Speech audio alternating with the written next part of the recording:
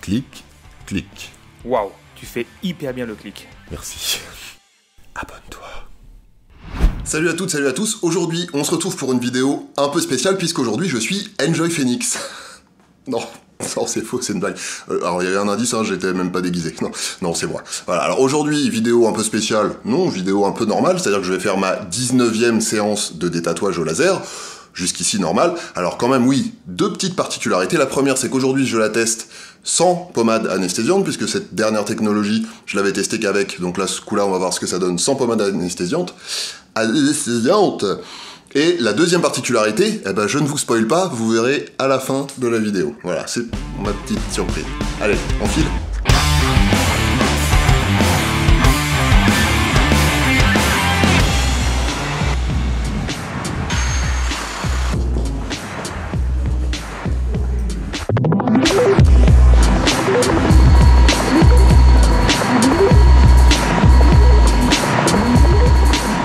Ça passe vite de moi, hein. La dernière fois c'était l'été, là c'est l'automne, la prochaine fois ce sera l'hiver. C'est rafraîchissant. Ça va vous? Voilà, donc le petit débrief. Alors on n'est pas immédiatement après, je veux pas vous mentir parce que j'avais des trucs à faire, mais petit débrief quand même. Bah vous avez vu, séance somme toute assez classique, à ceci près donc que cette fois-là je n'avais pas de pommade anesthésiante, comme j'en avais eu avec pendant les 11 premières séances avec le Picochour. Et donc alors, ça donne quoi? Bah, je pense que vous l'avez constaté vous-même sur les images, je fais un petit peu moins le malin que d'habitude.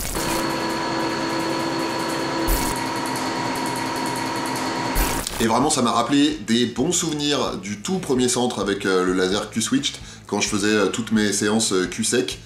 Vraiment, c'était un bonheur.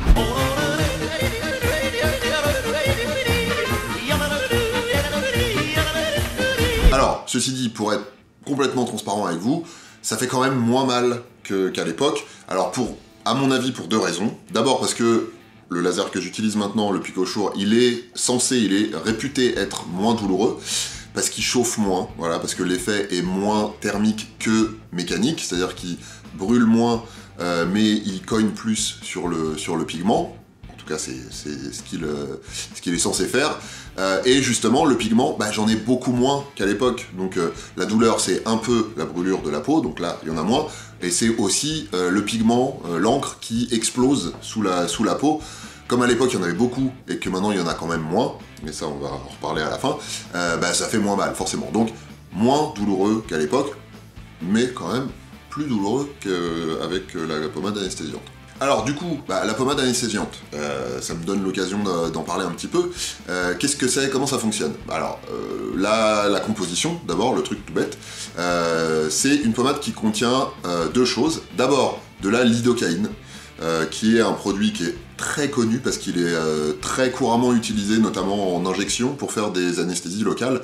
Vous en avez peut-être même déjà eu, si on vous a retiré un petit grain de beauté ou fait une suture ou un truc comme ça. Ce qu'on vous injecte autour des plaies pour tout ça, c'est très souvent de la lidocaïne. Donc là, c'est pas en forme injectable, c'est sous forme de pommade. Et cette pommade, elle contient aussi de la prilocaïne, qui est un autre anesthésiant local, qui est beaucoup moins utilisé, voire pas du tout utilisé en injectable en Europe, mais dans d'autres pays, oui. Mais en tout cas, c'est aussi un anesthésiant local. Dans les deux cas, comment ça fonctionne? Bah, ça bloque l'influx nerveux, c'est-à-dire que ça empêche vos nerfs de transmettre l'information de la douleur. Vous savez, quand votre corps reçoit une agression, bah, y a une espèce de système d'alerte qui se met en route, qui dit « Ah, attention, là, il y a quelque chose de pas bien qui se passe, il faut faire quelque chose pour que ça s'arrête. » Et ce système d'alarme, c'est la douleur. Bah, là, on bloque le signal d'alarme, on met un truc sur la cloche, ça ne sonne pas. Voilà. Ou ça sonne moins fort, parce qu'on sent quand même un petit peu. Alors concrètement maintenant, cette pommade, je l'ai déjà un petit peu expliqué dans les épisodes précédents, mais en gros, il faut tartiner la zone à traiter, là en l'occurrence toute la superficie du tatouage, avec une bonne couche épaisse de crème, qu'il faut ensuite recouvrir avec un pansement spécial qui est un pansement transparent, qui est étanche surtout. Pourquoi? Bah, d'abord parce que ça évite les fuites, la crème reste bien au contact de la peau et de la zone à traiter. Et puis ensuite, bah, ça permet surtout de pouvoir continuer à bouger parce que il faut le laisser agir minimum 1 heure. Hein, minimum, c'est-à-dire vous mettez la pommade 1 heure au moins avant le rendez-vous de laser. Donc c'est quand même bien de pouvoir se servir du membre que vous voulez vous faire détatouer pendant ce temps-là, même si moi en l'occurrence la fesse je m'en sers peu, sauf que je marche, je mets un pantalon, etc. Donc voilà. Donc couche épaisse, pansement transparent bien étanche qui garde la crème en place, et puis au bout d'une heure minimum, on retire un petit coup de compresse, et là l'anesthésie de surface, elle reste efficace pendant 1 heure ou 2 en gros.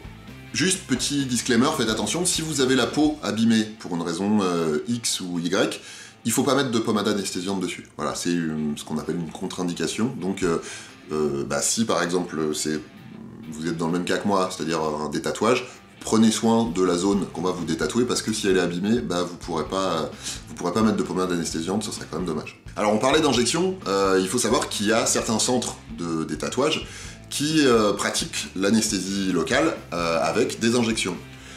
C'est un petit peu à chacun de voir.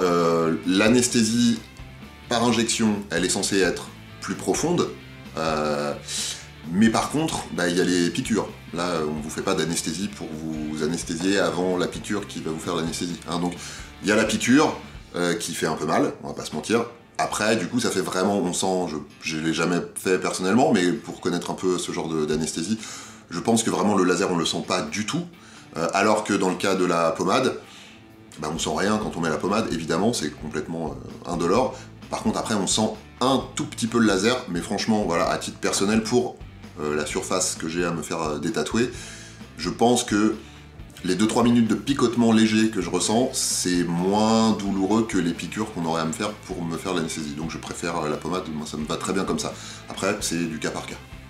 En tout cas, un truc qui est sûr, à moins que vous aimiez tout ce qui est douleur et souffrance, et c'est votre choix, je ne juge pas, insistez pour avoir une anesthésie avant vos séances de détatouage. Franchement, pour avoir connu les deux, y a pas photo. Donc, logiquement, c'est un médecin qui va vous faire les séances de détatouage, ou au moins c'est un médecin qui va vous recevoir la première fois. N'hésitez pas, s'il vous le propose pas spontanément, à demander à ce qu'il vous fasse une ordonnance pour que vous puissiez aller chercher à la pharmacie de la pommade anesthésiante. Voilà. C'est mon petit conseil, vous faites comme vous voulez, à moins qu'encore une fois, tout ce qui est un petit peu... moi je fais comme vous voulez.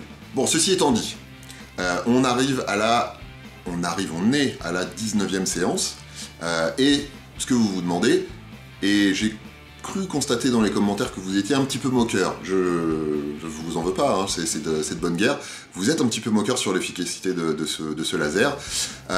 Voilà donc venu le moment du reveal. Donc voilà à quoi ressemblait mon tatouage avant la séance d'il y a 2 mois. Voilà, ça ressemblait à ça donc quand même déjà pas mal. Voilà à quoi ressemblait mon tatouage avant cette séance-là, donc c'est-à-dire 2 mois plus tard. On fait moins les malins, ça rigole moins là tout de suite. Ouais, ça fonctionne quand même pas mal. Pour mémoire, je vous remets côte à côte le tatouage juste après ma séance chez le tatoueur, c'est-à-dire il y a presque 3 ans maintenant, bon anniversaire, et le tatouage du jour là, côte à côte. Vous voyez que ça fonctionne. Alors oui, ça va bientôt faire 3 ans, parce que j'ai commencé les séances plutôt en février, donc ça va bientôt faire 3 ans de traitement, mais ça fonctionne. On fera les comptes à la fin, puisque c'est une question qu'on me pose beaucoup aussi, mais combien ça coûte finalement? C'est à la fin de la foire qu'on compte les bouses, et c'est à la fin du concert qu'on paye les musiciens, et tout un tas de proverbes de ce type. Donc je vous propose de faire un petit calcul à la fin. Alors ce sera quand? Ce sera pas aujourd'hui, en tout cas c'est sûr, puisque j'ai d'ores et déjà un rendez-vous en 2020 pour ma prochaine séance. Ça sera peut-être la dernière, peut-être pas, mais en tout cas on est vraiment très clairement plus proche de la fin que du début. Donc je vous donne rendez-vous en 2020 pour parler de mes fesses et de mon tatouage. Mais évidemment, d'ici là, il y aura d'autres vidéos sur DTC. Donc ce que je vous propose, c'est, d'ici là, mettez-vous bien, et surtout, portez-vous bien.